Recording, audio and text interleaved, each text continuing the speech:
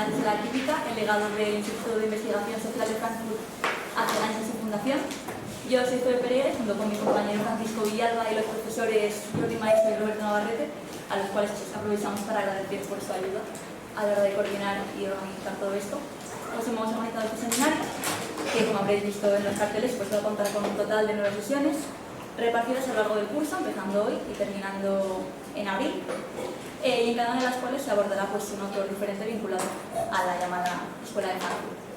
El Instituto de Investigación Social de Frankfurt fue fundado en 1923 y es a colación pues, de este centenario que hemos considerado que era pues, este curso un momento para hacer un seminario de estas características, pero evidentemente pues, el que sea una efeméride no es el único motivo para realizarlo. Consideramos que es relevante mostrar la actualidad de aquellos pensadores que se encontraron alrededor de pues, la llamada primera generación de la Escuela de Frankfurt, que a nuestro entender pues, aportaron análisis críticos de absoluta relevancia para la adecuada comprensión de las sociedades contemporáneas y el origen de muchos de sus rasgos característicos, así como las transformaciones que sufrió el capitalismo en el siglo XX. En la sesión de hoy abordaremos el pensamiento de Georgi Lukács y la relación pues, que mantuvo con la llamada Escuela de Frankfurt, aún no siendo pues, uno de los autores estrictamente vinculados a ese instituto, y pues para ello contamos con José Antonio Zamora. José Antonio Zamora es licenciado en Filosofía por la Universidad de Granada, realizó su estancia de investigación en Münster, donde se doctoró en el año 1995 con una tesis sobre Adorno, titulada por el profesor Johann Baptist Metz, y actualmente es investigador científico en el Instituto de Filosofía del CSIC y miembro del Consejo Editorial de la revista Constelaciones, dedicada al pensamiento a actores actuales en torno a la teoría crítica. Ha trabajado profundamente el pensamiento de la primera generación de la Escuela de Frankfurt, indagando en la figura de Theodor Adorno, sobre quien publicó en 2004 el libro Theodor Adorno, Pensar contra la barbarie. Y entre sus líneas de investigación podemos señalar la relación entre las esferas de la religión y la política, la significación actual de la industria cultural y el análisis de los fenómenos relativos al sufrimiento social, siendo esta cuestión la que aborda en su último libro, publicado en 2021, Sufrimiento social y condición de víctima, retos sociales, políticos y éticos. Y pues con esta breve presentación ya doy paso a José Antonio, si quieres, cuando quieras. Pues,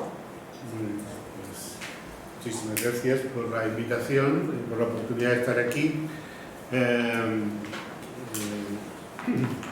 Realmente, quizá lo primero que habría que decir es que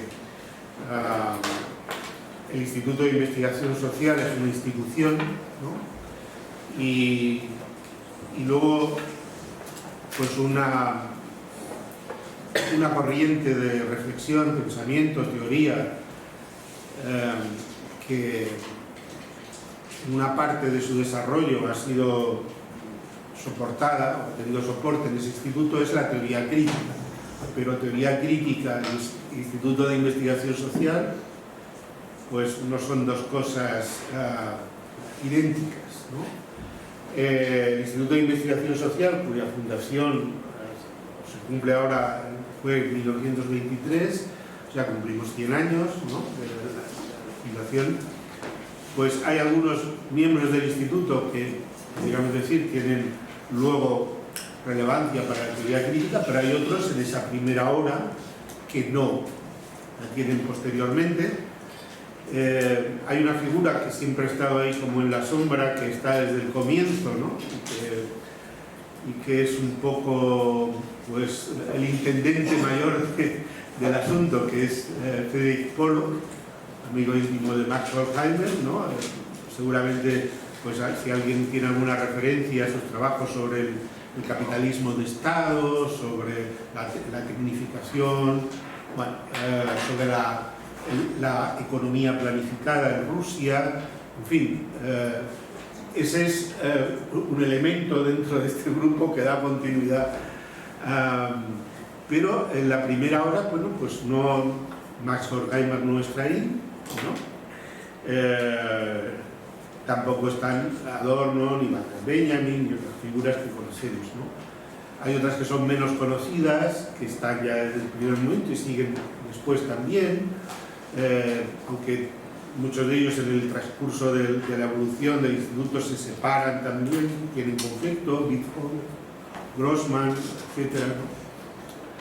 En fin, entonces claro, yo no voy a hablar del conjunto de la obra de Lukács, que eso desbordaría mucho, sino me voy a centrar un poco en el joven Lukács y en su importancia para la génesis de este instituto y para la génesis de la propia teoría crítica, ¿no?, que la tiene, aunque luego terminarán, pues, sobre todo Adorno y él, muy, digamos, muy distanciados, ¿no?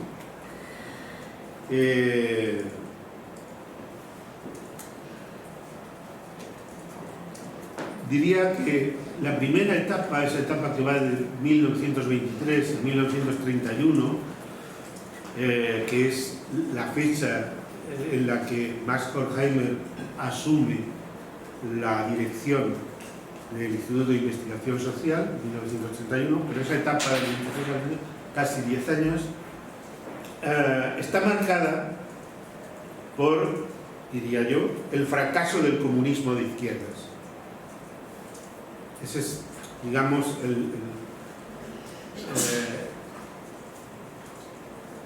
la realidad social que concentra o provoca la reflexión de un conjunto de pensadores. Como veremos, hay una foto famosa que alguna habrá visto.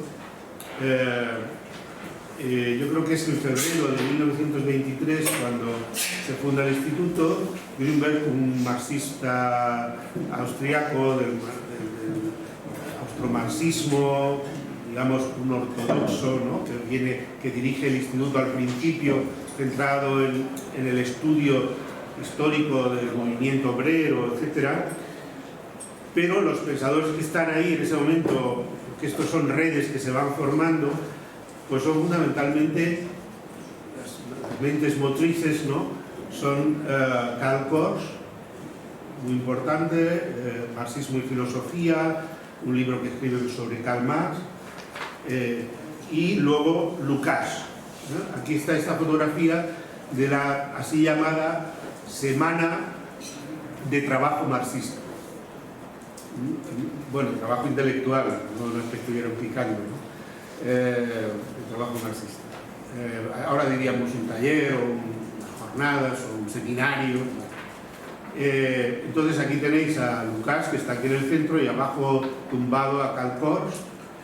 Este de aquí de la esquina es Friedrich Polo, y este de la pajarita es el que financia todo, Felix Weyer, que era pues un heredero, bueno, era el hijo de un potentado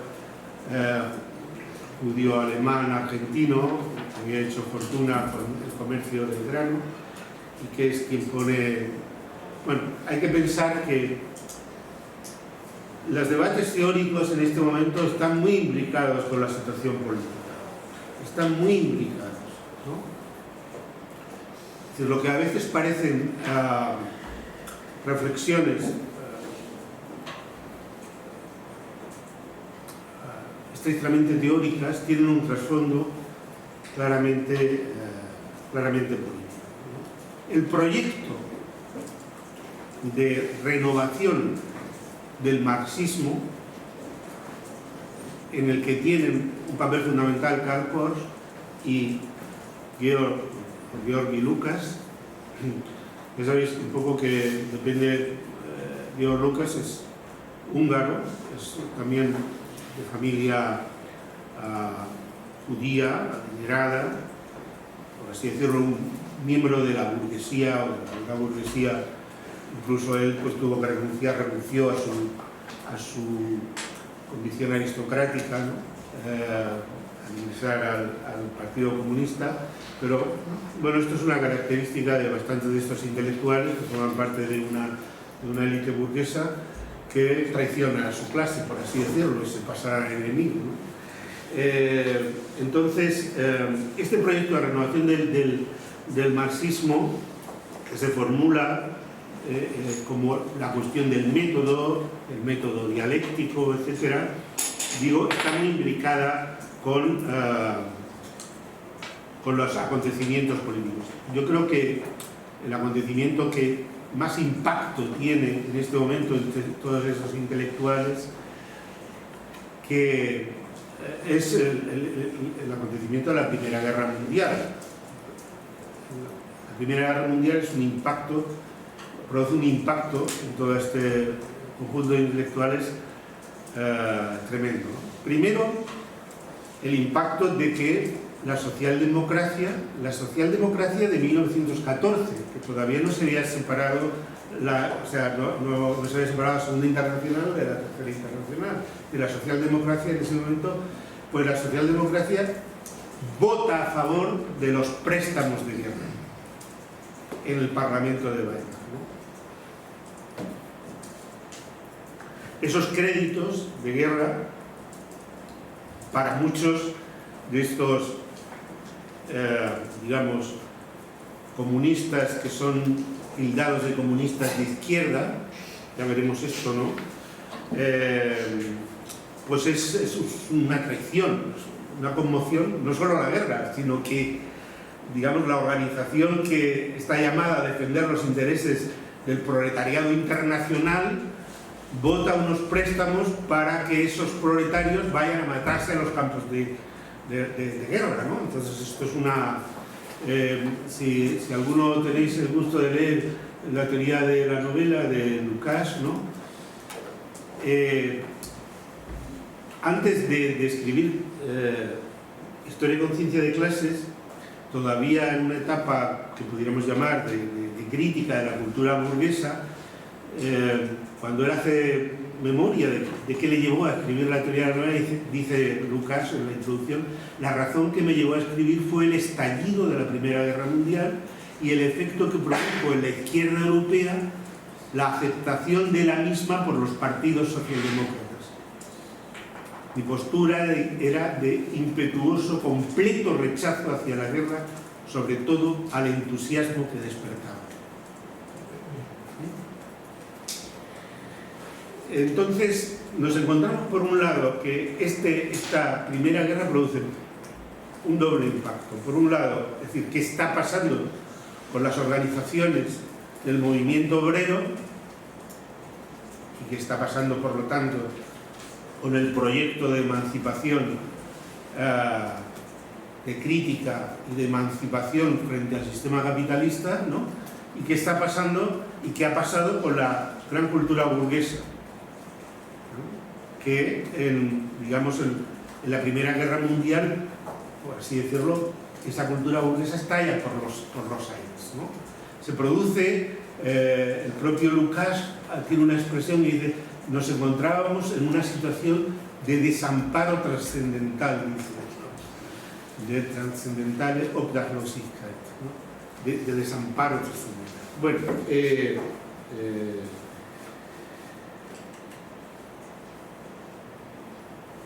entonces,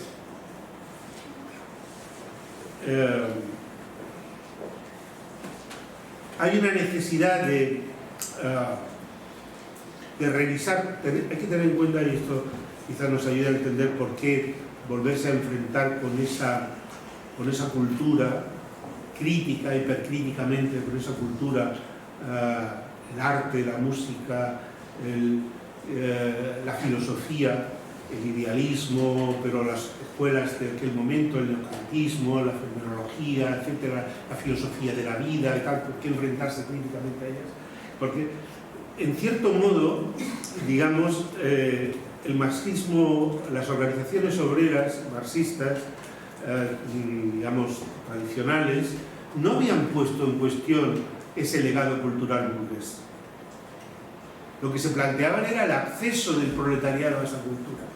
Pero la cultura burguesa seguía siendo la cultura canónica.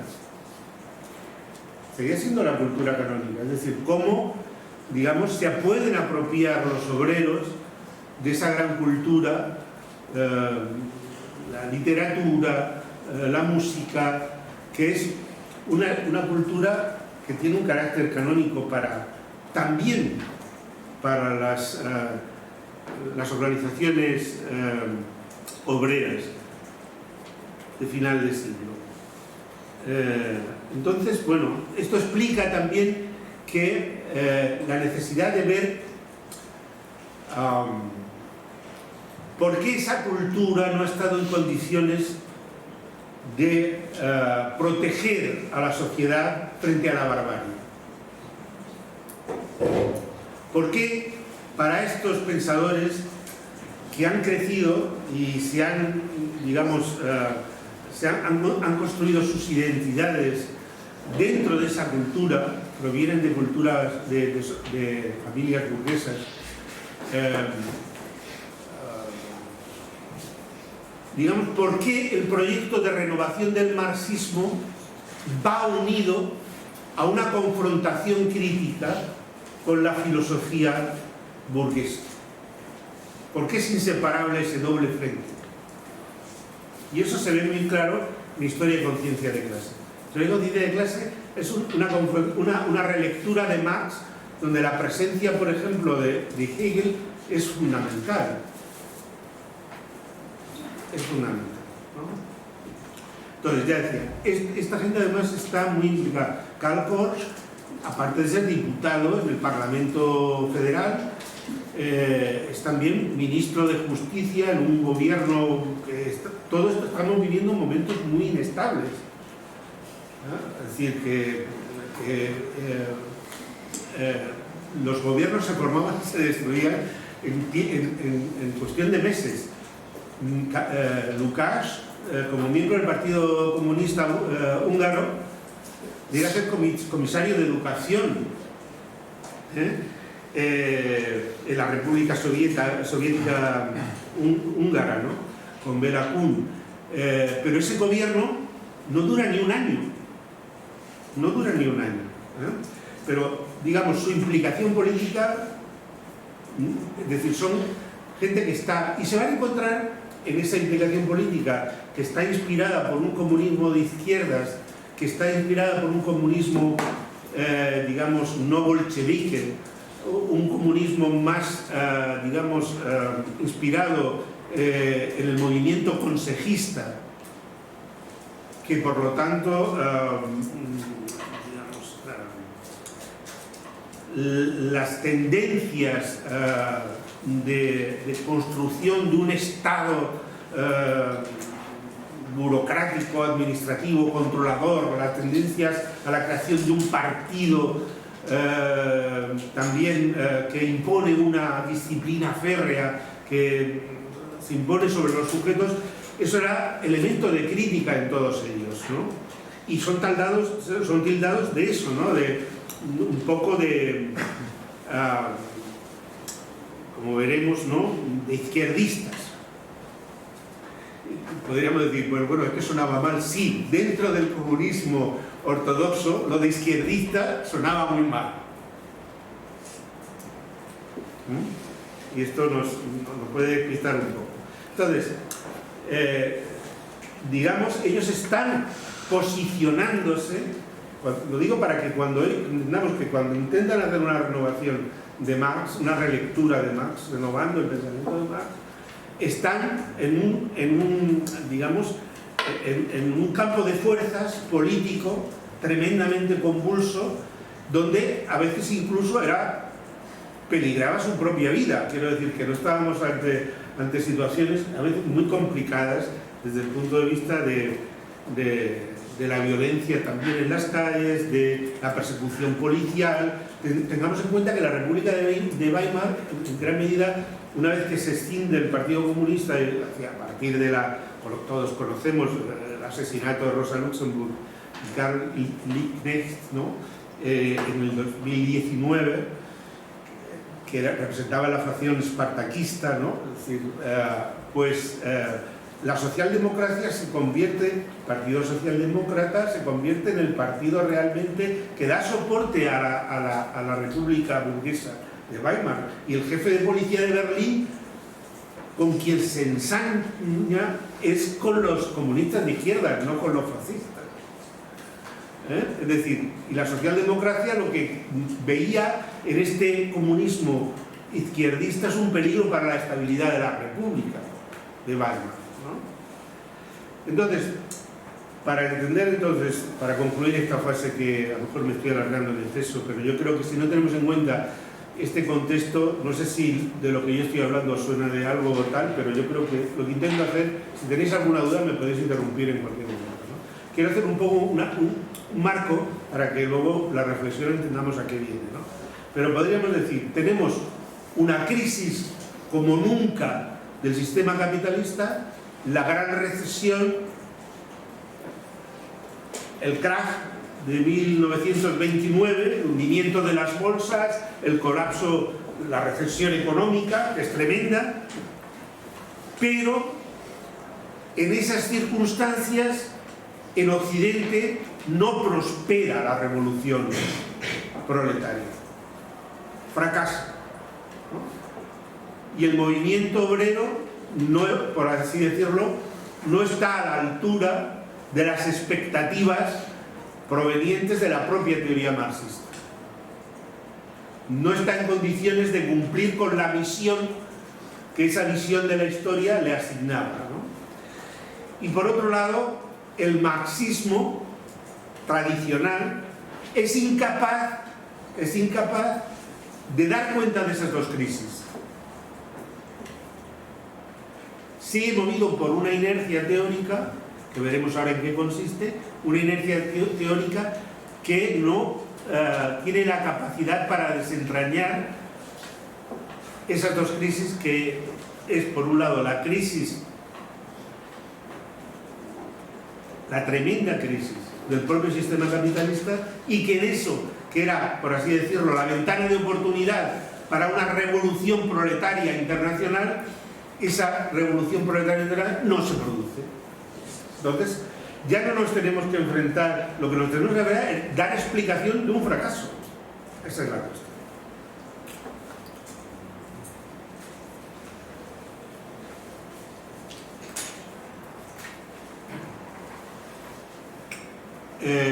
¿Por qué el marxismo tradicional no está en condiciones de afrontar esto? En gran medida el marxismo tradicional está muy marcado, podríamos decir, por la lectura del materialismo histórico que había hecho el Engels Maduro, ¿no? Donde, digamos, el ABC del marxismo que circulaba en las organizaciones obreras y tal, estaba muy marcado por una visión de la historia que había sido elaborada por Engels, y que presentaba el marxismo como una cosmovisión revolucionaria, como una cosmovisión. Y esa cosmovisión tenía como eje fundamental, esa cosmovisión que era una interpretación también de la historia, entender la historia como una movida por una contradicción entre el desarrollo de las fuerzas productivas y las relaciones de producción. Las fuerzas productivas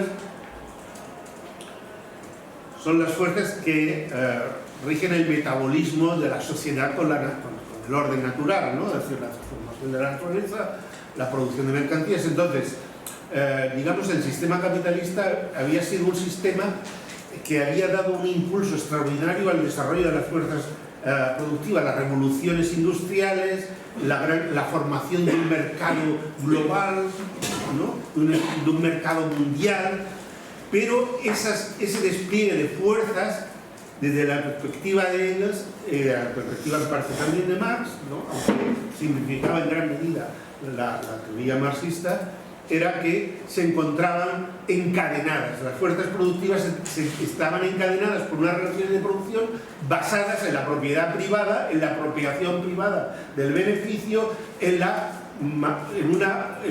un tipo de relaciones sociales que se convertían como en una mordaza, como en una cadena, ¿no?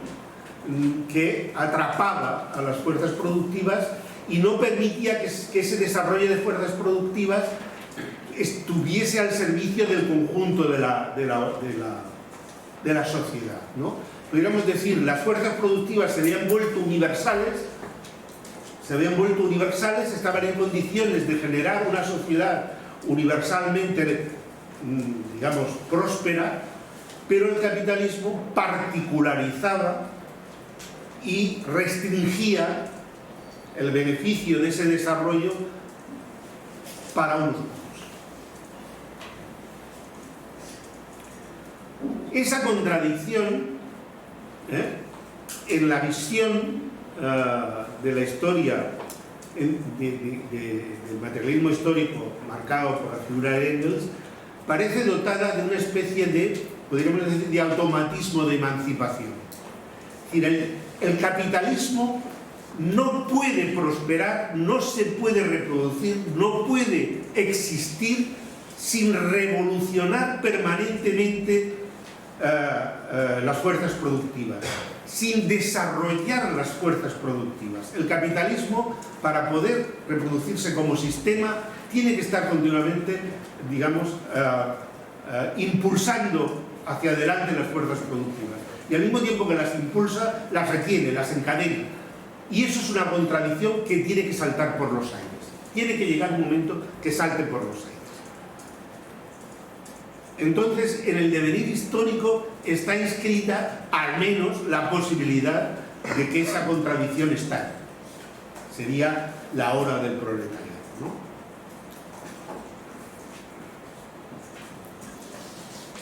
Claro, ¿cómo encaja el factor subjetivo en el despliegue cuasi automático de una dinámica que posee un carácter cuasi natural? Ese es el problema. No sé hasta qué punto estáis familiarizados con la teoría del valor de Marx y tal, pero la teoría del valor, una de las cosas que hace es intentar, digamos, desentrañar la dialéctica entre acción y estructura. Podríamos decir, la acción humana es el ámbito de la libertad, de la voluntad, del despliegue, de la intencionalidad. Los individuos parece que nos movemos a actuar con un objetivo, con una intención, con un sentido, le damos sentido a las cosas que hacemos, pero en nuestra acción y en las relaciones que establecemos entre nosotros generamos estructuras que cristalizan y se autonomizan frente a nuestra voluntad y se nos imponen de manera férrea, coartando nuestra libertad. Es decir, ¿cómo es posible eso? ¿Cómo es esa dialéctica entre acción y estructura, por decirlo de algún modo, ¿no? En fin, pues este es un problema, porque por un lado vemos que hay unas contradicciones que pudiéramos llamar, diríamos hoy, en el lenguaje que usamos habitualmente, son contradicciones sistémicas, por así decirlo, contradicciones que se producen al margen de la voluntad de los sujetos. Y esas contradicciones generan crisis que responden a dinámicas objetivas independientes de la voluntad de los individuos que participan en su reproducción, pero, digamos, las transformaciones históricas no tienen lugar sin el concurso de la libertad, de la acción de los sujetos que se tienen que enfrentar a los marcos estructurales que los coartan y los coaccionan.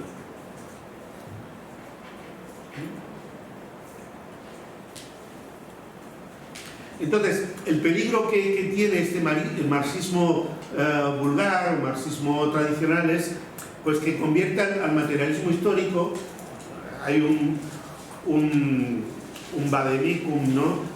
que elabora el propio Engels y que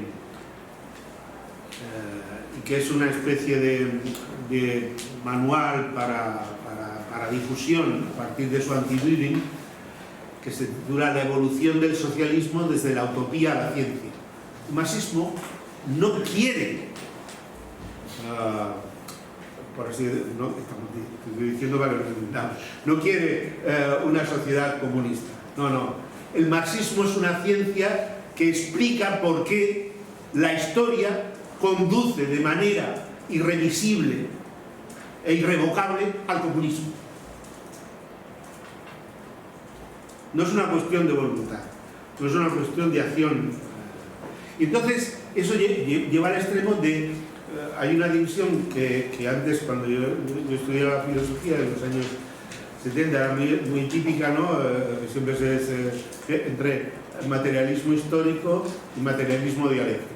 La dialéctica era algo así como un método abstracto, una forma de interpretar la realidad que era aplicable tanto al orden natural como al orden social. El orden natural se rige por las mismas leyes que el orden social. Y el marxismo lo que hace es desentrañar esas leyes y por lo tanto es una ciencia de la historia. Hay elementos de esto en Marx, en la ideología alemana, la crítica de la economía política, en el capital, sí, pero desde luego no con esta simpleza. Esta simpleza llega a caricatura en la famosa obra de Stalin sobre materialismo dialéctico y materialismo histórico, ¿no? Que es de 1938, un poco más tarde, pero bueno. Entonces, es evidente que en Marx la contradicción remite en última instancia a la forma mercancía, a la forma valor, a los procesos de valorización y composición orgánica del capital, a sus tendencias a la crisis, pero nunca tienen, al menos, y es verdad que Marx, en esa lógica de contradicción que descubre en el capital que procesa, ¿no? Es una especie de contradicción en proceso, dice él, ¿no? El capital, él formula un pronóstico, ciertamente un pronóstico optimista, ¿no? Son palabras del propio Marx, ¿no? El modo de producción capitalista genera, con la necesidad de un proceso natural, su propia negación. Estas son palabras de Marx, ¿no? Entonces, claro, esto es lo que conduce a una visión en la Segunda Internacional, pero también en la socialdemocracia y en el marxismo-leninismo, que se va formando a partir de la Revolución Rusa, es decir, se va generando una especie de doctrina salvífica mecanicista. No sé si la expresión es la más acertada para describir esto, pero es así, ¿no? Es como una especie de teleología histórica, y esto, digamos, el papel del sujeto queda relegado a un segundo plano, mientras que las propias fuerzas productivas se hipostatizan como verdadero sujeto de la historia. Y esto conduce a una especie de ingenua seguridad que compartían, bueno, los revisionistas, Bernstein y los revisionistas, no, pero es que ellos no querían llegar, o sea, que no querían llegar a ningún lado, es decir, vamos a administrar esto de la manera más justa posible, ¿no? Pero, y se despiden de la teoría del valor, de una serie de cosas, pero yo creo que esta visión teleológica, marcada por una cierta necesidad natural que conduce, va haciendo que las contradicciones sean cada vez más agudas y que produce una situación de colapso, la llamada teoría del colapso, que no existe, pero que se piensa que existe, ¿no? Y por lo tanto que va a conducir a una situación en la que ya el vuelco, la superación del orden capitalista, pero además, como si diéramos, es decir, ya de lo único que se trata es de encontrar unas relaciones sociales, una forma, ¿no?, de gestionar las fuerzas productivas en todo su desarrollo, ¿no?, que más acorde precisamente con ese desarrollo. Por lo tanto, digamos, no se tiene en cuenta que en Marx la productividad de la fuerza de trabajo es fruto del capital. Es decir, que tú no puedes separar el desarrollo de las fuerzas productivas de la forma social en el que ese desarrollo se produce. Eso está clarísimo, pero ellos creen que basta, como si dijéramos, cambiar la envoltura.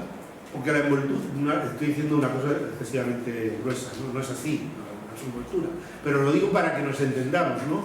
Ya hemos alcanzado un nivel de desarrollo de fuerzas productivas que lo que se trata es de buscar un orden social que anule la propiedad privada, que distribuya, por así decirlo, la plusvalía, que la plusvalía no sea apropiada de modo privado, y con eso ya, por así decirlo, y entonces eso conduce a decir, bueno, no tenemos por qué preocuparnos, porque ese momento llegará. Aquí se entiende un poco esa frase conocida, por lo menos bastante difundida, de Walter Benjamin, que dice: mi generación fue una generación que hizo la experiencia de que el capitalismo no moriría de muerte natural. Es como si dijéramos la respuesta a esta expectativa cuasi natural. Bueno, entonces, esto conduce, digamos, en el así llamado socialismo científico, pues a convertir los procesos subjetivos casi en una especie de reflejo pasivo de la dinámica sistémica. Es decir, en realidad, lo que tiene que hacer el proletariado es amoldar su conciencia a el desarrollo objetivo de las fuerzas productivas en la historia.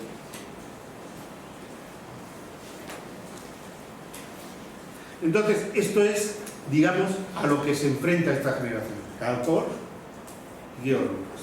Y creo que es bueno tenerlo en cuenta para entender cuál es su propuesta, ¿no? Es decir, el concepto de objetividad científica, como si el conocimiento científico, digamos, el propio conocimiento científico o la ciencia no fuera un producto social, no estuviera imbricada con el propio proceso de desarrollo social, ¿no? Como si, digamos, no tanto el sujeto como el objeto en la producción y en el conocimiento no estuvieran mediados por la totalidad social, una totalidad social cuya síntesis proviene de la propia forma mercancía. Por lo tanto, no hay ningún ámbito de conocimiento, ningún ámbito de acción que esté al margen de esa... Es decir, la tendencia hacia un positivismo marxista, ¿no?, es a lo que desde una lógica, desde un planteamiento hegeliano dialéctico, se enfrentan tanto Korsch como es decir, a formas de dualismo simplista. Pensemos en la obra de Lenin, ¿no?, de materialismo y empirocriticismo, es decir, como si, digamos, volver a planteamientos prekantianos casi, ¿no?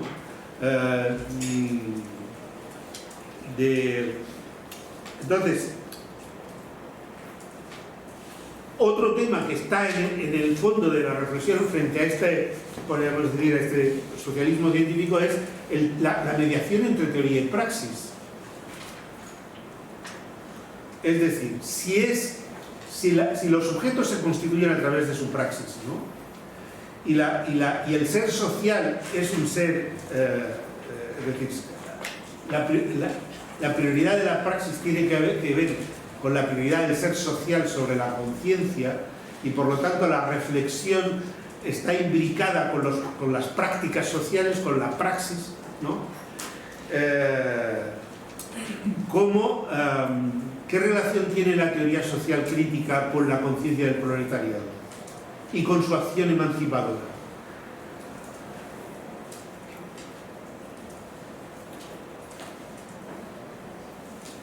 Por así decirlo, ¿es el materialismo histórico el resultado de la conciencia proletaria elevada a teoría?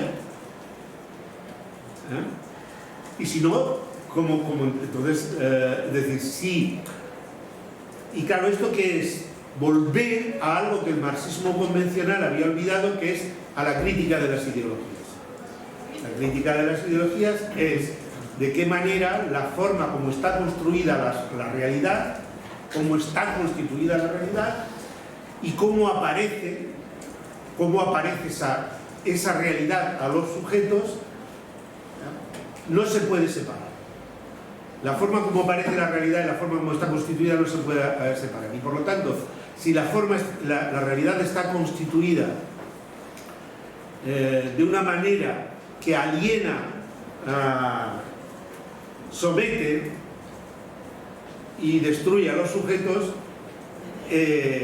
la forma como se piensa esa realidad no es a priori, digamos, tiene que ser necesariamente ideológica. Pero entonces, ¿cómo se puede criticar la ideología? Si tú estás, digamos, atrapado, imbricado con la forma de praxis social dominante.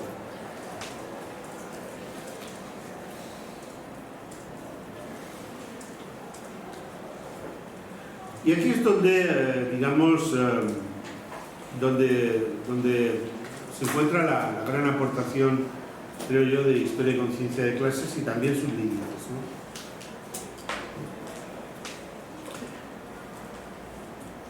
Él se va a enfrentar a todos estos problemas de golpe, y lo va a hacer con la intención de explicar el fracaso de la revolución proletaria en Occidente.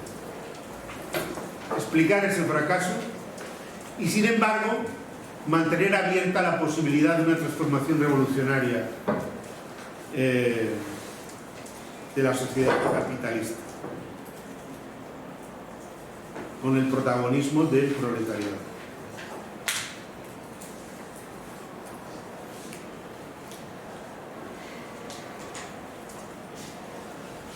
Y eso supone reintroducir el factor subjetivo frente al cientificismo del marxismo vulgar, ¿no? Introducir el factor subjetivo sin hacer una hipostatización metafísica del proletariado, ¿no? Una construcción ideal de un sujeto histórico, ¿tal? ¿No? Y tampoco ignorar que ese sujeto no ha estado en condiciones de asumir la misión transformadora en el momento histórico en el que debía asumirla. Entonces, todas las categorías que él rescata están al servicio de pensar esto, ¿no? De repensar esto. Entonces él va a volver, y esto es una contribución fundamental de Lucas, que luego veremos tiene importancia. No todas las corrientes de marxismo, digamos, han atribuido la misma importancia. Hay mucha gente, por ejemplo, el Althusser, la escuela estructuralista de marxismo y tal, no quería saber nada del primer capítulo del primer libro del Capital. Todo eso de la forma mercancía, el fetichismo de la mercancía, todo eso le sonaba a puro hegelianismo, había que tirar por la ventana, ¿no? Pero y por lo tanto, pero luego habrá una serie de lecturas de Marx que van a venir después, donde recuperan el papel central, el papel fundamental que tiene ese primer capítulo del Capital y lo que se conoce como el análisis de la mercancía. Entonces, conceptos como forma, mercancía, totalidad, sujeto-objeto, formas de conciencia y ser social, todos esos son, digamos, las categorías que él pone en valor frente a lo que hemos visto que era el automatismo de la contradicción entre fuerzas productivas y relaciones de producción. Si alguien está familiarizado con la fenomenología del espíritu de Hegel, quizá eso le ayudaría mucho a entender cómo relaciona estas categorías Lucas en su obra, ¿no? En la fenomenología del espíritu, si os suena un poco, no sé si hablar de todo esto a estas horas de la... en fin. Pero digamos que la aportación de Hegel es, si hasta ahora hemos pensado, ¿no?, el mundo como sustancia o como sujeto, pues él dice, no, hay que pensarlo como sustancia y como sujeto, ¿no? El espíritu es sustancia y es sujeto, es materialidad que se despliega en la historia, que se vuelve reflexiva, que se despliega. El despliegue histórico, por así decirlo, es el despliegue del espíritu hasta que se reconcilia consigo mismo a través de contradicciones, negaciones y superaciones. Y en la fenomenología del espíritu él va, por así decirlo, recorriendo ese camino y reconstruyendo lo que él llama figuras de la conciencia, ¿no?, que van haciendo el proceso. Entonces, para que nos entendamos un lenguaje que pueda ser más asequible, es como si estuviéramos en la fenomenología del espíritu, es como si estuviéramos viendo una película, ¿no?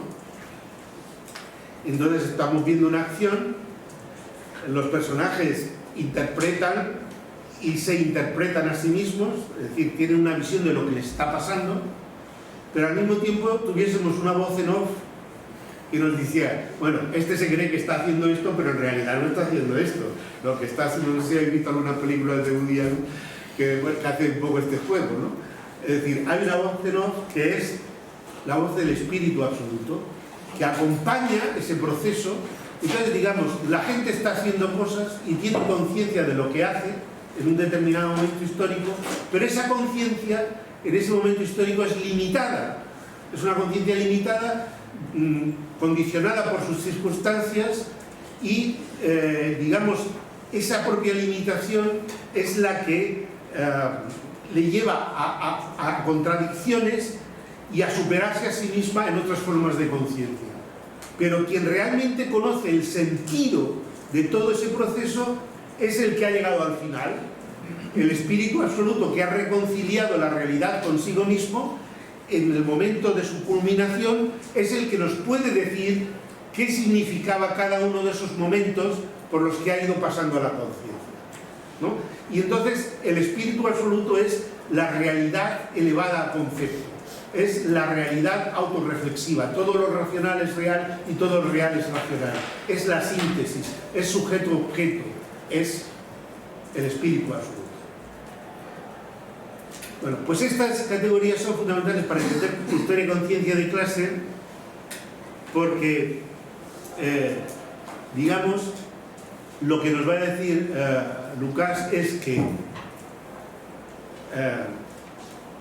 no hay que pensar la totalidad de modo idealista como hace Hegel.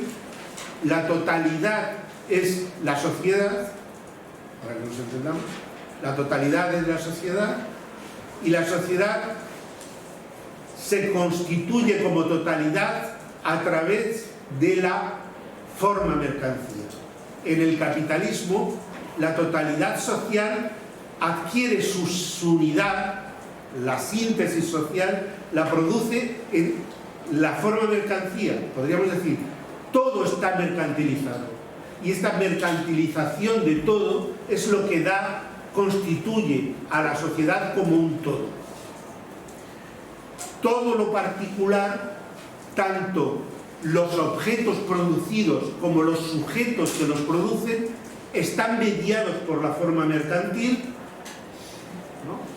Y por lo tanto, todos están alienados, todos están cosificados. La forma mercancía abarca el conjunto de la sociedad y toda forma de conciencia, puesto que es una forma universal, no deja a nadie fuera. El proletariado, por tanto, no está fuera de esta mediación, tampoco. En el sentido más típicamente de Marx, marxiano, cuando él habla de que naturalmente tanto los capitalistas como los proletarios, unos encarnan las fuerzas productivas, las fuerzas de trabajo, no las fuerzas productivas, las fuerzas de trabajo, y otros encarnan el capital, pero ambos son lo que él llama personificaciones de la lógica abstracta de despliegue del capital. Son figuras del capital. El proletariado no es lo contrario del capital, es producto del capital.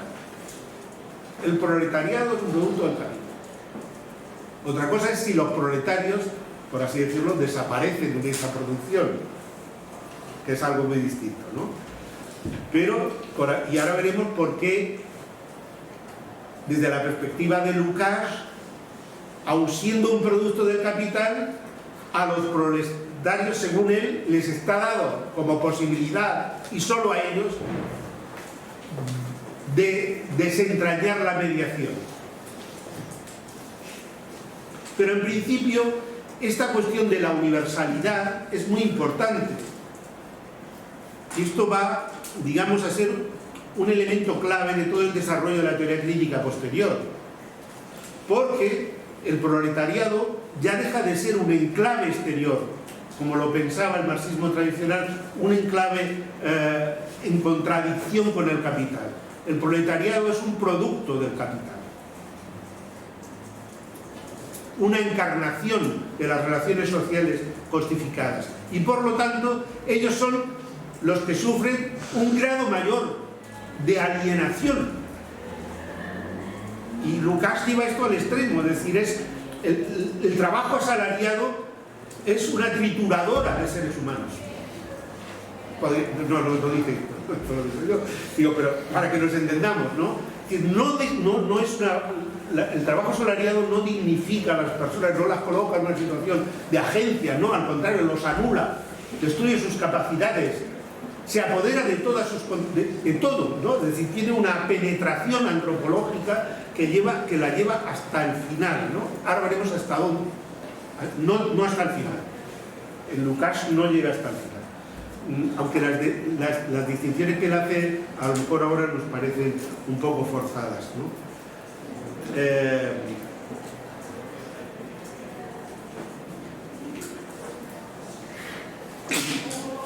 Entonces, la mediación, no sé cómo de tiempo. Son las 5. Bueno, yo no sé si, disculpadme, porque como no estoy acostumbrado a dar clases o a hacer eso, no sé si a lo mejor, digamos, esto tiene un grado excesivo de abstracción. Yo estoy intentando simplificar un poco las cosas, pero, en fin, no sé. Voy a leer un texto para que no sean solo mis palabras, sino que sean un poco las de Lukács, para que veáis lo que estoy diciendo.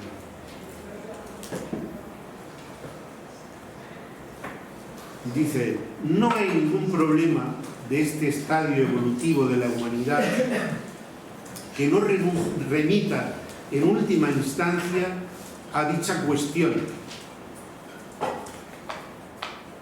Y esa cuestión es la cuestión de la totalidad y su constitución a partir de la mercancía, de la forma mercantil.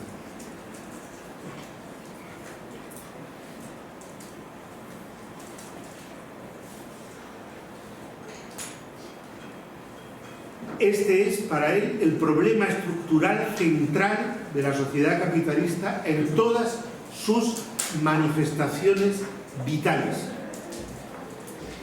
Quería leer ese párrafo, me parece muy fundamental, ¿no? Entonces, la forma mercancía es la forma, y este concepto es muy importante. Quiere decir que la mercancía configura de una determinada manera las relaciones sociales. ¿Y de qué manera configura las relaciones sociales la mercancía? Esto tiene una expresión en el concepto de, para Lukács, en el concepto de cosificación. Las relaciones sociales bajo la forma mercancía adquieren un carácter de objetualidad, cósico, que por lo tanto las relaciones sociales se convierten en una objetividad que se impone sobre aquellos que las producen.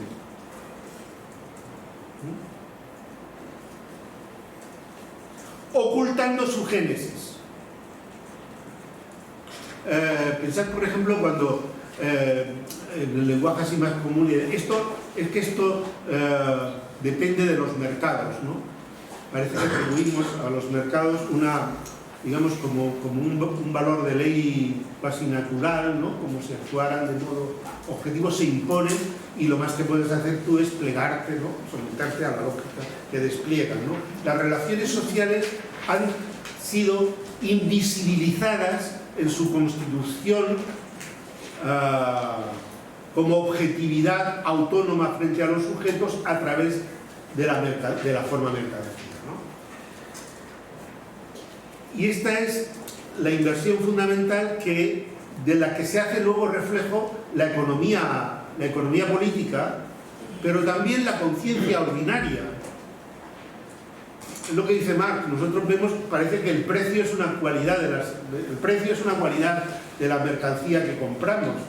Y no nos damos cuenta que el precio es la expresión de la forma valor, y la forma valor es la manera como se constituyen las relaciones sociales dentro del sistema capitalista. Esta forma aparece ante nosotros, y por así decirlo, nuestra conciencia se ajusta. Falsa conciencia necesaria quiere decir esto: nuestra conciencia se ajusta a lo que aparece. Las cosas son así, pero son así de modo pseudonatural, porque en realidad son producidas socialmente, son producidas por los sujetos.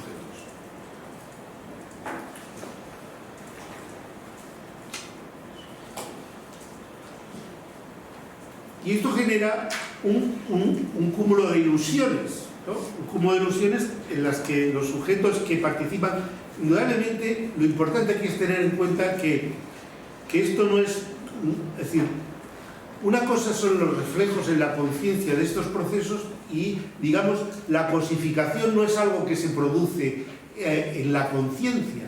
La conciencia, podríamos decir, se hace cargo de una cosificación que es real. Es decir, es la propia praxis humana la que está cosificada. Y por eso, digamos, no basta simplemente con desenmascarar, cuando hablamos, por ejemplo, del fetichismo de la mercancía, ¿no? Es decir, ¿qué nos dice el concepto de fetichismo en la historia de las religiones?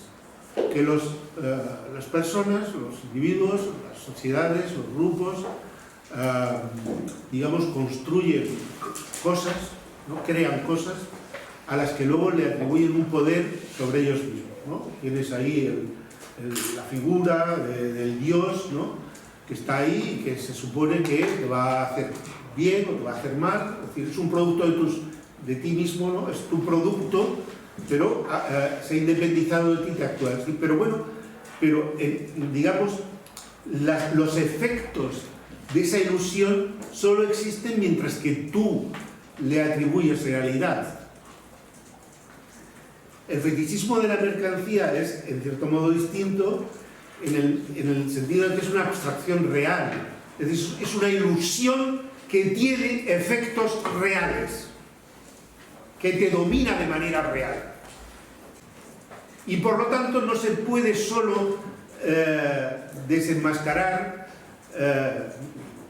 en el plano de la conciencia, porque tú, con tu praxis alienada, sigues reproduciendo las formas alienadas y cosificadas, reproduciendo tu vida mediada a través de la forma mercancía. Y por lo tanto, no es un fenómeno que tú puedas simplemente desenmascarar en el plano de la conciencia. No hay crítica de las ideologías en el sentido marxiano y en el sentido de Lucas sin praxis transformadora, sin esa unidad entre teoría y praxis. Igual que la praxis está mediada por la forma mercancía y produce una conciencia alienada, la crítica de la conciencia alienada es inseparable de la praxis que acaba con esa forma de mediación.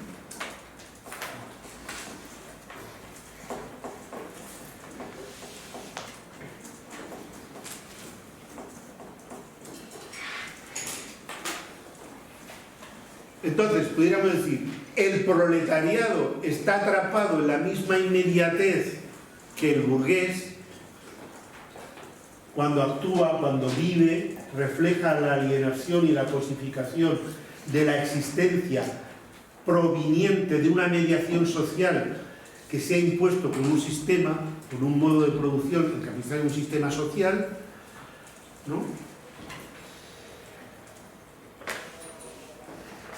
Y esto daría cuenta de por qué, digamos, no está libre de alienación, por qué puede fracasar en el cumplimiento de su misión.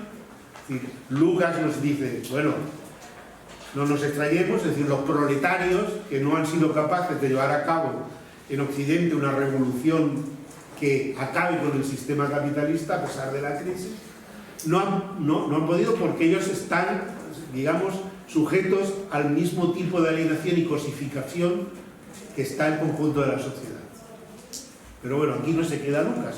Él tiene que decir, bueno, pero aquí no se acaba, porque si se acaba aquí, pues lo que iríamos sería a una especie de teoría de sociología del conocimiento, a lo Mannheim, con el que él tenía eran discípulos, ¿no?, del círculo de Heidelberg, Max Weber, del círculo de Max Weber, etc. Bueno, todo el mundo está condicionado por sus condiciones materiales, aquí no hay salida, ¿no? Por lo tanto, no, él quiere seguir manteniendo la esperanza en una transformación radical de la sociedad y, por lo tanto, tiene que fundamentar la posibilidad de quebrar esa inmediatez en el proletariado. La posibilidad. Y él dice, es que en el proletariado esa posibilidad viene dada en la misma cosificación. ¿Cómo es la cosificación del burgués? El burgués cree que su capacidad de agencia es propia, que no se la da el capital. Y por lo tanto sucumbe a las ilusiones de la esfera de la circulación. El burgués cree que es libre, que actúa, que, ¿no? Por lo tanto se siente sujeto de su historia y de la historia. Pero en cambio el proletario no. El proletario, en la medida en que toma conciencia de sí como mercancía, porque él tiene que venderse para poder sobrevivir. Él es mercancía.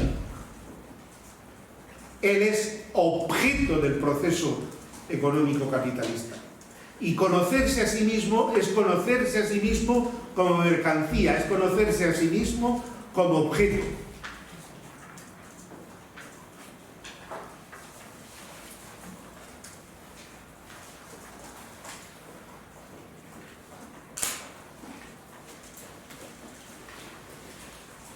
Y por lo tanto, sin necesidad de establecer una fuera de la relación social alienada, digamos, Lucas abre una brecha desde dentro, podríamos decir, intenta abrir una brecha desde dentro.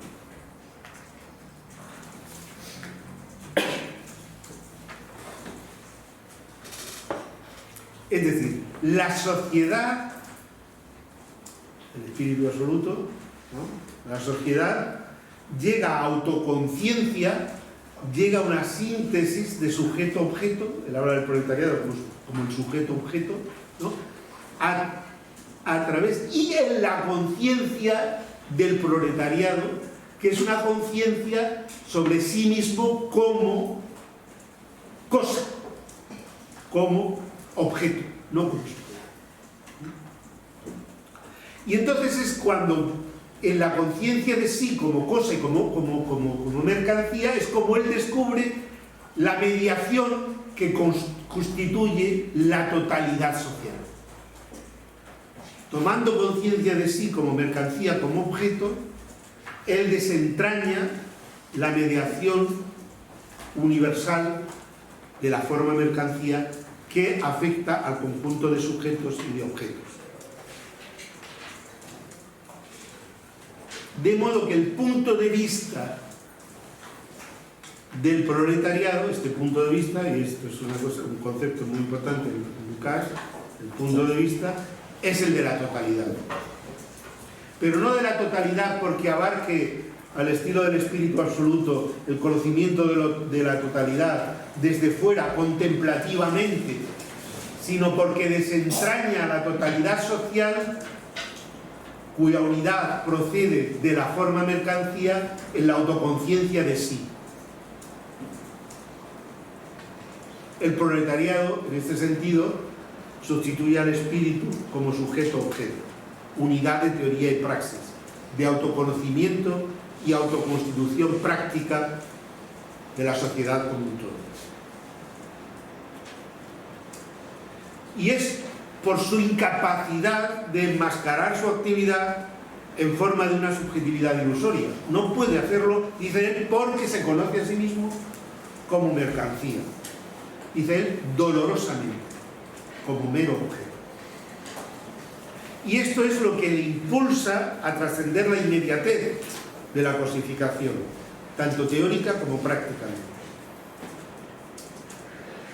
La totalidad social en ese sentido, podemos decir, se vuelve reflexiva en el proletariado. No es que estemos ante un automatismo, no este es un tipo de automatismo, es decir, al estilo del marxismo vulgar, ¿no? Pero digamos que aquí él encuentra un punto, claro, aquí entra en juego ya una serie de elementos que ya podrían formar parte de la crítica, ¿no? Es decir, pudiéramos decir, si Lucas fuera riguroso, ¿no?, con su propio planteamiento, tendría que admitir que la toma de conciencia de la mediación solo es posible en el momento de la praxis revolucionaria, en el momento en el que se supera prácticamente la mediación universal de la mercancía, por lo tanto, en el que se da la unidad de teoría y praxis. Pero él dice, no, él lo que viene a decir es que ya en el momento en el cual el proletario se conoce a sí mismo como mercancía, en ese momento se produce, dice él, una transformación estructural del objeto, material del objeto, dice él. Y por lo tanto hay como un adelanto, ¿no? Un adelanto que no deja de ser en la esfera de la conciencia, y aquí está la paradoja, ¿no? En la esfera de la conciencia, porque es en el momento, dice él, empieza, y claro, dice, bueno, empieza, ¿y cuánto tiempo dura esto, no? Es decir, ¿cuánto dura ese adelanto, no? ¿Cuánto dura ese adelanto? ¿Cuánto hay que esperar a la praxis que transforma la sociedad, ¿no? Como un todo. Entonces, bueno, eso es uno de los problemas fundamentales, es decir, hay que reconocerle a Lucas una capacidad especulativa extraordinaria, un intento de abordar todos los problemas de su época y dar una respuesta contundente, pero evidentemente, digamos, Lucas da una respuesta que es fundamentalmente especulativa. Es especulativa, tremendamente especulativa. Y quizá quien mejor no lo puede decir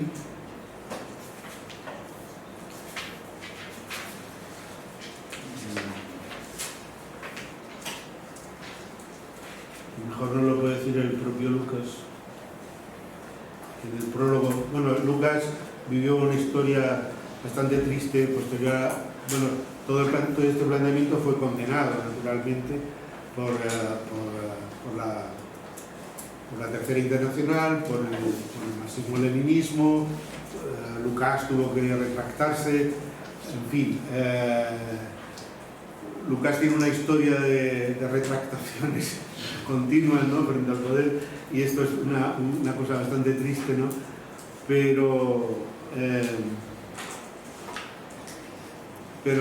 Y el prólogo a la reedición de Teleconciencia de Clases es justo una retractación, pero voy a leeros lo que él dice, ¿no?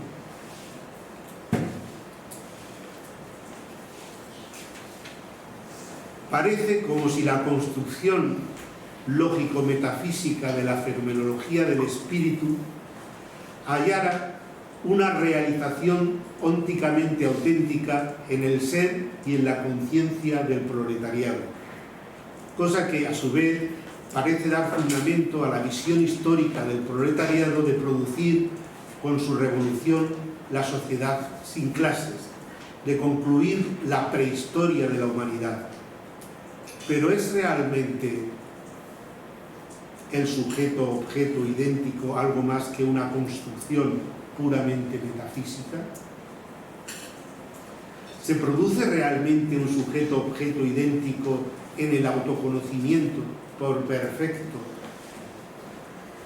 y adecuado que éste sea, y aunque su base se base en un conocimiento adecuado del mundo social, es decir, aunque ese acontecimiento se dé, autoconocimiento se dé en la más consumada autoconciencia? Basta con formular la pregunta de un modo preciso para verse obligado a responder negativamente. Es decir, él mismo se autoinculpa de haber realizado en conciencia de clases una gran construcción especulativa que, digamos, no soporta el contraste con la realidad. Hay muchos aspectos de historia y conciencia de clase que podríamos desentrañar, pero yo creo que ya estamos lo suficientemente agotados, con la que podemos quizá pasar a una fase de diálogo.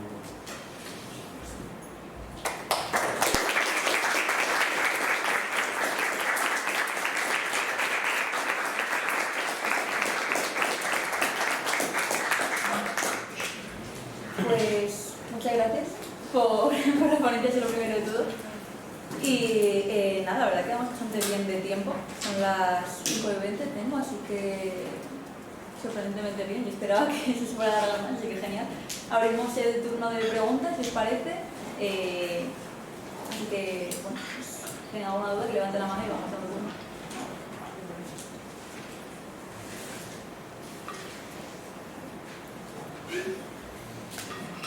A mí me gustaría, ahí en el final has hablado de la praxis, a mí sí que me gusta, no sé si habla Lukács en algún momento de precisamente de dónde dejas toda la praxis. Eso y que no he entendido, de forma literal, no he entendido en el prólogo, porque se me ha escapado, ¿a qué se refiere con la realización óntica? Ahí justo me desvié. Sí, bueno, más allá de la expresión concreta, es lo que viene a decir en el prólogo. Yo lo he tomado porque él mismo reconoce que en la construcción de historia y conciencia de clases, el patos especulativo que proviene de la fenomenología del espíritu es dominante, ¿no? Y se enfrenta a los problemas, es decir, para que nos entendamos. La teoría crítica, por ejemplo, a partir de un determinado momento, pues, digamos, hereda los problemas a los cuales se enfrenta Lukács, pero no tiene una solución especulativa para los mismos. Por ejemplo, la escisión entre teoría y praxis. La escisión entre teoría y praxis es, no se puede restañar especulativamente. Porque si tú restañas la escisión entre teoría y praxis en una fórmula un poco así, ¿no? Es decir, yo no puedo imaginar especulativamente un sujeto objeto de la historia que luego no existe en la realidad, no se da en la realidad, ¿no?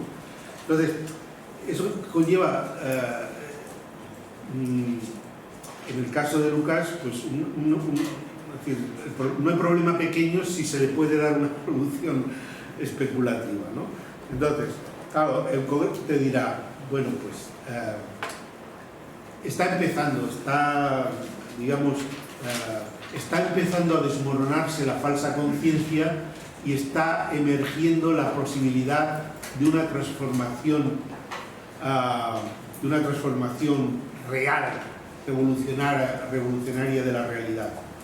Pero claro, ahí está metiendo un elemento temporal a la praxis que pasa como con la parusía cristiana.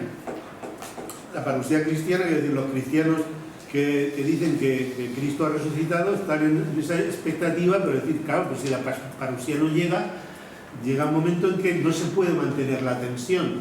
Es decir, la tensión, es decir, uno se deja llevar por la historia, se deja llevar por la lógica. Entonces, de modo similar, el argumento de que la toma de conciencia iniciaria ya se está reestructurando objetivamente ese objeto que es el proletariado y se está poniendo el germen de una transformación radical de la sociedad, eso funciona si en algún momento llega esa transformación. Si no llega, nos damos cuenta de que esa síntesis entre teoría y praxis era una síntesis producida exclusivamente en la teoría. No sé si me he explicado, ¿entienden? Sí. Entonces, claro, ¿y eso qué le lleva? Pues por un derrotero muy claro, porque él te dice, no, es que esa toma de conciencia no es la conciencia del proletario individual, es la conciencia del proletario, pero en cuanto a conciencia de clase.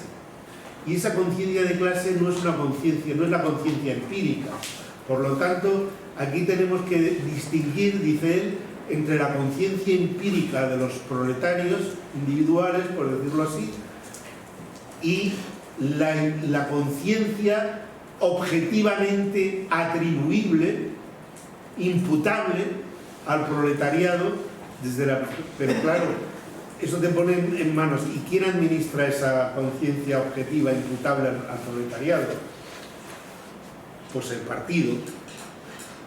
Él no va a caer en formas tan brutales, ¿no?, como, digamos, stalinista. Bueno, aquí no, todavía no, pero está coqueteando con unas derivas que luego van a tener esta expresión, ¿no? Es decir, al final la conciencia objetivamente imputable al proletariado coincide con la doctrina teórica del materialismo histórico, y quien administra esa conciencia, esa teoría objetiva de la realidad, es el partido o el Estado. Entonces, claro, en principio el problema lo resuelve especulativamente, pero incluso esa solución especulativa sienta las bases de unas derivas muy peligrosas. Bueno, yo tengo la pregunta. Ahora al final, estabas explicando que para Lucas, cuando el proletariado se conoce a sí mismo, se da cuenta de sí mismo como mercancía, en ese momento es como que empieza a haber transformaciones en la sociedad, como que esa última parte como que no me ha dado especialmente claro. Si pudieras explicarlo algo más, porque como que no termino de entender a qué tipo de transformaciones se refiere, y si entonces sería precisamente ese sujeto proletario que se conoce como mercancía el motor de esa transformación, y en ese caso, ¿de qué manera? O sea, no sé si podrías indagar un poco en eso. Sí, vamos a ver. Si tú tienes en cuenta de que el concepto de cosificación lo que te está diciendo es que se produce una inversión, que lo subjetivo se cosifica, se objetualiza con un carácter objetual, cósico, etc. Entonces, cuando estamos hablando de conocerse a sí mismo como objeto, como cosa, y eso es, digamos, está dado en el momento en el que el proletario tome conciencia de sí, porque él es... Esto, digamos, es problemático en el sentido de que en Marx nunca hay una confusión entre... Es decir, Marx nunca diría que el trabajador se cosifica. Es decir, no se vende, el trabajador no se vende. Marx lo que diría es que el trabajador se ve forzado a vender su fuerza de trabajo. La no identidad entre fuerza de trabajo y trabajador es fundamental. ¿Por qué? Porque quiere decir que el trabajador no desaparece, queda subsumido en la fuerza de trabajo que es vendida. Y por lo tanto, digamos, hay ámbitos de experiencia, de goce, de sufrimiento, donde se instaura una no identidad del trabajador con la fuerza de trabajo cosificada y alienada bajo la forma mercantil. Pero Lucas sí lo identifica. Lucas lo que dice es que el trabajador no vende su fuerza de trabajo, sino que al vender la fuerza de trabajo se vende a sí mismo. Pero claro, eso es la condición para que cuando tome conciencia de sí, no tenga otra posibilidad que tomar conciencia de sí como cosa, como objeto. El sujeto es el capital y él es el objeto, ¿no? Entonces, en ese momento se ofrece la oportunidad de desentrañar la inversión entre sujeto y objeto que impone la forma mercancía. La forma mercancía convierte los productos de la relación social cosificada, que es el capital, en sujeto de la historia y aliena a los individuos y a los sujetos convirtiéndolos en cosas. Esa es la clave de la forma mercancía y del fetichismo de la mercancía. Entonces es lo que dice, cuando se toma conciencia, el proletario toma conciencia de sí como objeto, ya está transformando se está transformando estructuralmente como objeto. Esto es mucho decir. ¿Por qué? Porque de momento solo es un acto de autoconciencia. Y pudiéramos decir que su constitución como objeto, pensada en puridad, no depende de su conciencia, es un proceso objetivo. Siempre que tenga que reproducir su existencia vendiendo su fuerza de trabajo bajo las condiciones de una sociedad capitalista, está siendo cosificado, ¿no? Entonces no basta tomar conciencia, pero él ya en la toma de conciencia, y aquí es donde se ve el pathos idealista de Lukács, ya en la toma de conciencia dice, se está produciendo, él dice, estructiv, que es un neologismo porque no es estructurel, el término alemán que usa, la traducción castellana dice estructural, pero bueno, él dice structive Veränderung, ¿no? Structive. Él mismo está inventando palabras porque realmente la realidad que está intentando nombrar se le escapa, ¿no? Pero está diciendo, se produce una transformación estructural del objeto y en ese momento ya su propia transformación es una transformación como objeto, es una transformación del orden social que comienza, que se inicia. Y claro, esta es un poco uno de los talones de Aquiles, ¿no? Es cuando tú introduces esa, por así decirlo, ese decalage, ese temporal, y estás metiendo un factor en el cual, a pesar de tu crítica de la socialdemocracia, pues estás convirtiendo sin querer el comunismo en un ideal, ¿no? Una cosa a realizar, en fin, son las debilidades del planteamiento de Lukács, pero no sé si, a lo mejor yo no me explico del todo bien. Se trata de eso, de que él ya en la propia autoconciencia del proletariado ve una transformación estructural del objeto que va acompañada de un desentrañar la mediación social a la que están sometidos todos los individuos y todos los productos sociales en la sociedad capitalista, y por lo tanto eso va unido a la percepción. Claro, es que tú dices, se está saltando demasiados pasos, porque tú te puedes percibir, que tú te puedas percibir como objeto cuando tú te vendes en el mercado o vendes tu fuerza de trabajo, eso es, digamos, tiene plausibilidad. Pero que al darte tu cuenta, tú puedes interpretar tu propia experiencia de cosificación ilusoriamente.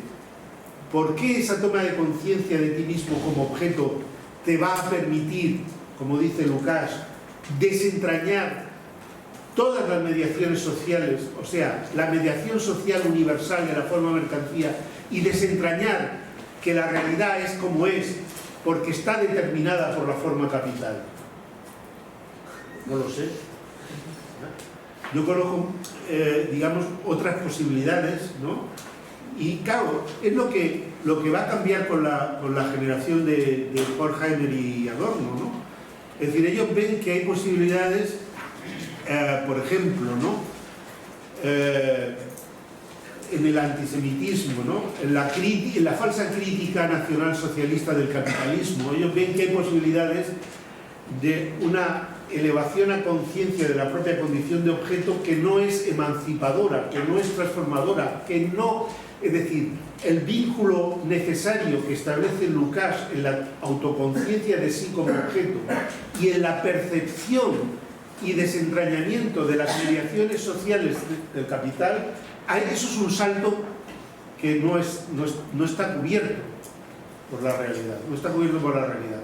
Y hay otras formas de conciencia alienada que se pueden apoderar de los trabajadores, ¿no? En el antisemitismo, por ejemplo. El antisemitismo, que es una manera de entre otras cosas, ¿no?, de personificación de las relaciones sociales abstractas. En el antisemitismo lo que hago es decir, el capital son los judíos. Estoy diciendo eso. Estoy personificando la relación social abstracta y cósmica, ¿no? Estoy personificándola en los judíos, ¿no? Entonces, esa posibilidad no la contempla Lukács. Y sin embargo, la generación, como veréis, en los próximos temas que vais a abordar y autores que vais a abordar, esta va a ser una cuestión fundamental, ¿no? Entender por qué, digamos, la propia autoconciencia de sí puede tener un efecto que no es el de desentrañar. Al contrario, te dirá Adorno, precisamente los efectos demoledores de la cosificación de los individuos por la forma mercancía genera una debilidad que hace improbable que esos mismos individuos, digamos, desentrañen las mediaciones sociales de las que son víctimas, porque ese desentrañamiento añade un plus de angustia a su sentimiento de impotencia. Es decir, mirar a la realidad crudamente y descubrir el poder de esas mediaciones es insoportable para los sujetos debilitados. Y por lo tanto, la oportunidad que ve Lukács, ya Adorno no la va a ver. Y no la va a ver porque él tenga menos, digamos, empatía con la situación del proletariado, sino porque él reconoce que en esta construcción, en este pathos idealista de Lukács, digamos, hay una especie de encubrimiento ilusorio de la condición misma de proletario.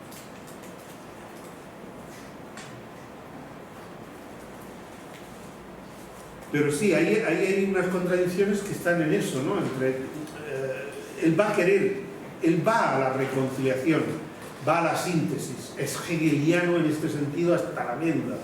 La unidad teoría y praxis, la unidad sujeto-objeto, ¿no? Autoconciencia y transformación objetiva es un pathos hegeliano tremendo, ¿no? Y entonces, claro, muy hegelianamente habría que decir, y si los hechos no se pliegan a la teoría, peor para los hechos.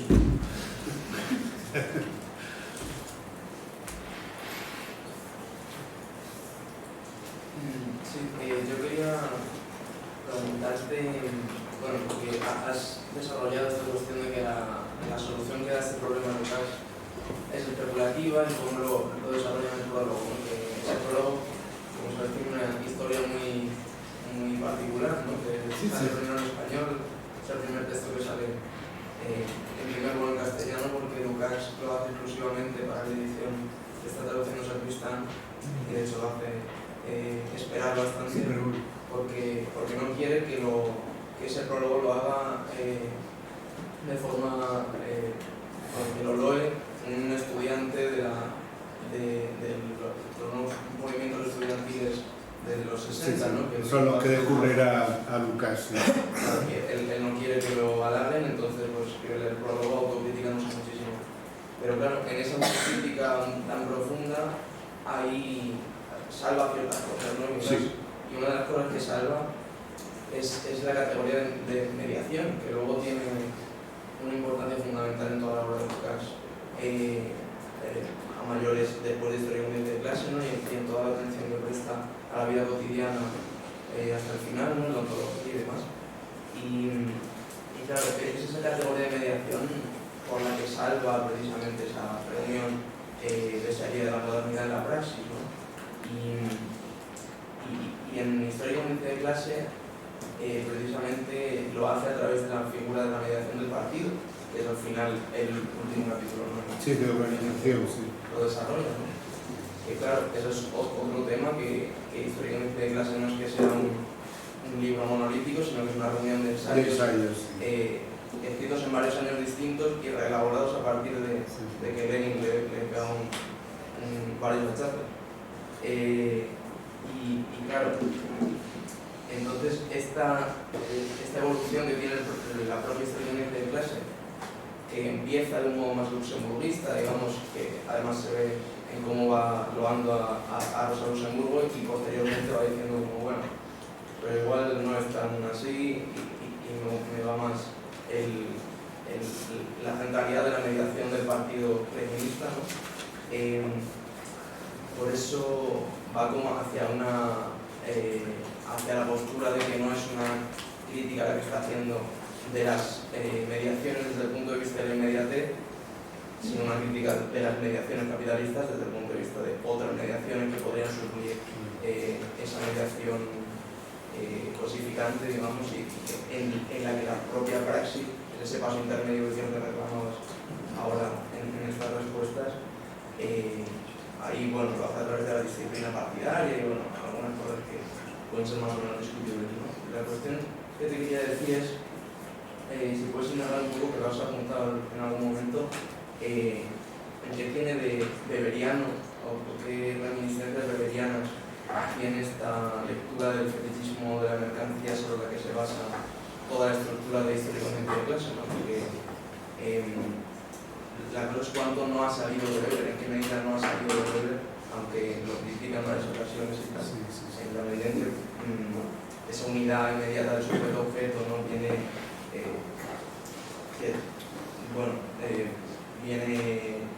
está postulada, digamos, a priori, y a partir de ella se desarrollan todos la cuestión de la explotación y tal, y no a través de una evolución ontológica que hace después a partir de la categoría del trabajo, que es algo que él reclama, que no ha hecho en Históricamente de clase y que debe hacer después. Sí, bueno, Historia Conciencia de clase, el peso es que no, claro, es complicado porque es una obra muy, en fin, no sé si mi exposición os habrá servido de aliciente o no para leer la obra, pero bueno, espero que al menos no haber, que mi exposición no sea un impedimento para que os la leáis, porque es una obra muy importante, muy fundamental y que tiene muchísimos aspectos que son difíciles de trasladar solo en una sesión, ¿no? Pero efectivamente, primero, permíteme decirte que realmente el concepto de mediación es fundamental, ¿no? Y es un concepto muy hegeliano, ¿no? Y va a tener un peso enorme en toda la teoría crítica, en Adorno y en todos los pensadores de la teoría crítica, ¿no? Lo que pasa es que, digamos que si el concepto de mediación prima un enfoque hegeliano, ¿no? La mediación, por así decirlo, está cargada de un movimiento trascendedor, de un movimiento de autosuperación, ¿no? Y digamos, si esto se lleva a última ratio, ¿no? La mediación incluye en sí la reconciliación, incluye la superación de la alienación y tal. Entonces, aquí Lucas corre ciertos riesgos, ¿no? que es bueno tenerlos en cuenta, ¿no?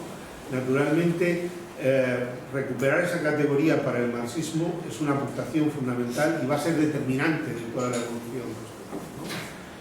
La única cuestión es si adoptas una visión de dialéctica negativa, sería decir, toda realidad y toda concreción está mediada, pero la realidad no desaparece con la mediación, ¿no? La mediación no puede positivizarse, la mediación no puede convertirse.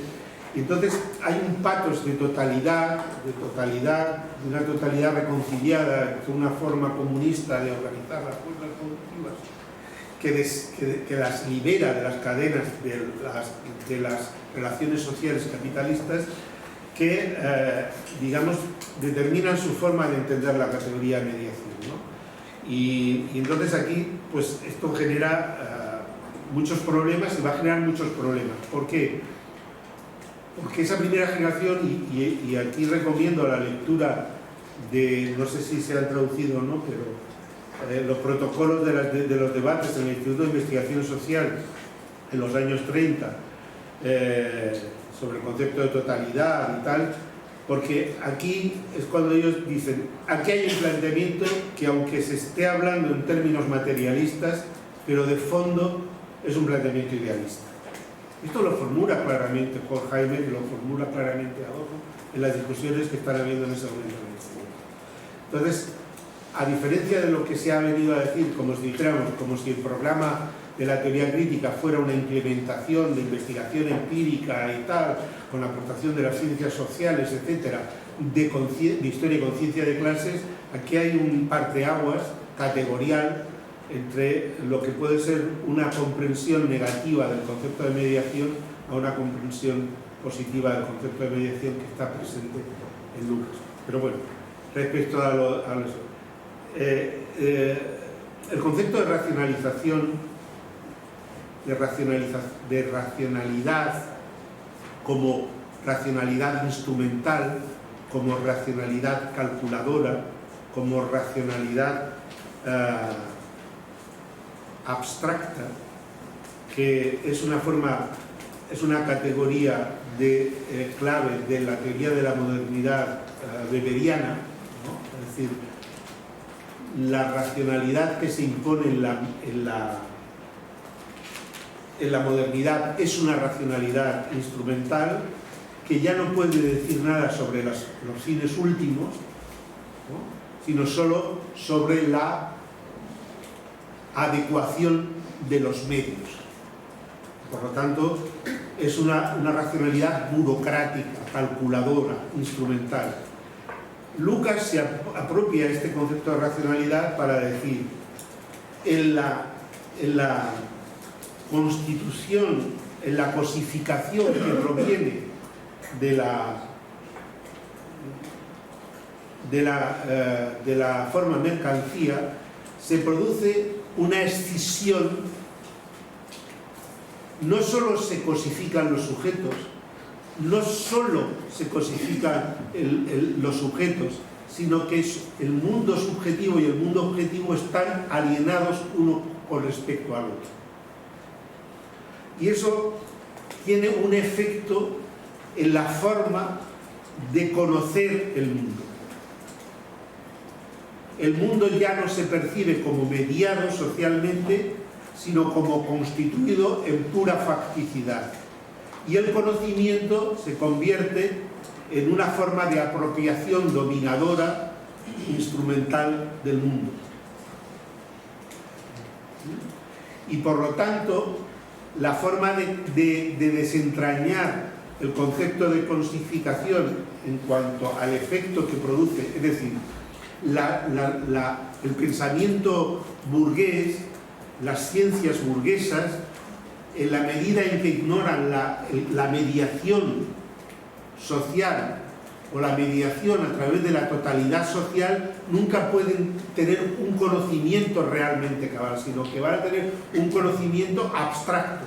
Él lo asocia naturalmente a una serie, y esto es muy problemático porque en realidad lo asocia a la división del trabajo, a la complejidad que impone el desarrollo del capital, a la abstracción que hace la forma mercancía de las cualidades de los objetos y de los sujetos que las producen. Entonces, ese proceso de de cosificación como abstracción de lo singular, de lo concreto, es interpretado en el concepto de cosificación con ayuda del concepto de racionalidad instrumental weberiana, ¿no? Y esto, en parte, no tanto por Adorno, pero en buena medida también por Horkheimer, va a ser un elemento muy importante. La crítica de la razón instrumental y partes también de la dialéctica de la ilustración son incomprensibles sin tener en cuenta estas aportaciones de Lukács. Tenemos que pensar que para toda esta generación, Historia y conciencia de clases es el libro de referencia fundamental de los años 30, los años 20 y los años 30. Es el punto de referencia fundamental. Lo va a ser cuando Benjamin quiere enterarse de esto del marxismo, cómo va, y entonces Adorno le dice, lee Historia y conciencia de clases, ¿no? Es decir, ese es el libro que tienes que leer, ¿no? Es decir, es el libro de referencia y va a tener un impacto indudable, ¿no? En lo positivo y en lo negativo. Pero claro, para esta generación también, digamos, tomar distancia, distanciarse, desmarcarse de ciertos elementos especulativos, ellos vienen a decir, es que este concepto de totalidad que está usando, la totalidad solo puede emplearse desde un punto de vista crítico como categoría negativa y no de manera positiva, ¿no? Y en Lukács hay un pathos idealista que positiviza la totalidad no como coacción, no como algo que... Es decir, en Adorno, para que nos entendamos, él dice, no, esto no, la reconciliación, dice, no se puede hablar de la reconciliación. Pero si pudiéramos hablar, si es que fuera posible, eso no se parecería a una síntesis, sino a la convivencia de lo diferente, sin coacción.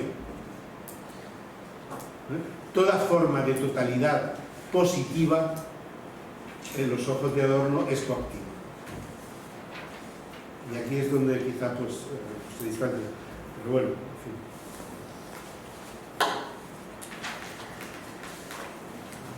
¿Alguien más?